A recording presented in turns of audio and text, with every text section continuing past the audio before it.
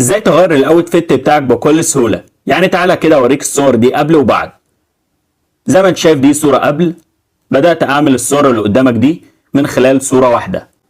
لو تلاحظ هتلاقي في الصور اللي هوريها لك دلوقتي كل صورة باوتفيت مختلف. طيب عملت ده ازاي؟ الموضوع سهل جدا، هعرفك ازاي تعمله من غير ما تدفع جنيه واحد بس، وكمان مش هتسجل في التطبيق. وزي ما انت شايف برضو صورة زي دي صورة قديمة ليا وانا صغير، بدأت ان انا اغير الاوتفيت برضو بتاعي للشكل اللي قدامك ده. كل اللي عليك يا صاحبي هتبدأ تروح على جوجل بلاي، هتحمل التطبيق اللي قدامك ده، هتكتب اسمه هيبدأ يظهر معاك في السيرش، وهتبدأ ان انت تحمله. هيجي يقول لك زي ما انت شايف كده قدامك ابدأ سجل فيه، هتبدأ تعمل نيكست نيكست نيكست. تمام، وهنا بيقول لك ليتس جو. مش لازم ان انت تعمل حساب عليه، يعني انا مش عامل حساب فما فيش مشكلة خالص.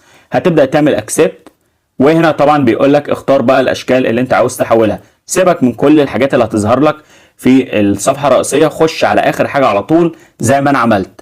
وهنا طبعا زي ما انت شايف جايب لك كذا حاجة، في هنا الاول دي اللي فيها كل حاجة، فانا هبدأ اروح على اخر حاجة خالص، وهنا هبدأ اختار بقى الستايل بتاعي. طيب فزي ما انت شايف في اشكال كتيرة تقدر ان انت تستخدمها، هتخش على الحاجة اللي انت عاوزها وتضيف الصورة بتاعتك بس. فزي ما هوريك دلوقتي، وليكن مثلا هندخل على اول حاجة زي دي كده، هنا هتبدأ تضغط على جود ات زي ما انت شايف، وهنبدأ نعمل سيلكت وهنعمل الاو او السماح.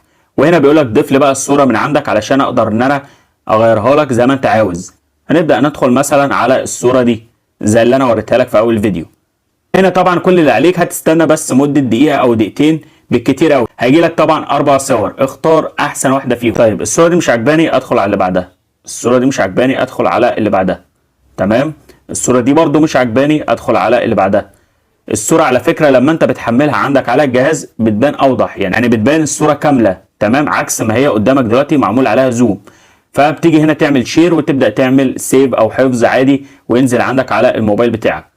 طيب حبيت تغير الشكل، ممكن تروح على اي حاجة تانية زي ما وريتك، تروح تختار اي اوتفيت تاني انت عاوزه على البرنامج، وهيبدأ يجيلك على الصورة بتاعتك. طيب انت دلوقتي حبيت تستخدم البرنامج ده مجانا، هتعمل ايه؟ مش لازم تروح على كلمة جيت برو دي علشان تدفع، لا هتبدأ ترجع خالص ونقفل التطبيق ونروح كده نضغط ضغطة مطولة لحد ما ندخل على اب انفو او معلومات التطبيق، وهنبدأ نضغط على حاجة اسمها التخزين او مسح البيانات زي ما انت شايف كده كلير داتا. تقدر ترجع عادي تدخل على التطبيق، هتلاقيه اكنك اول مرة تدخل على التطبيق بعد ما بتحمله. تقدر تستخدم صورة كمان من غير ما تدفع ولا جنيه. فده كان فيديو النهارده، اتمنى لو عجبك يا ريت تعمل لايك وتعمل كومنت، ولو انت جديد اعمل سبسكرايب علشان يوصلك كل جديد. والسلام عليكم ورحمة الله وبركاته.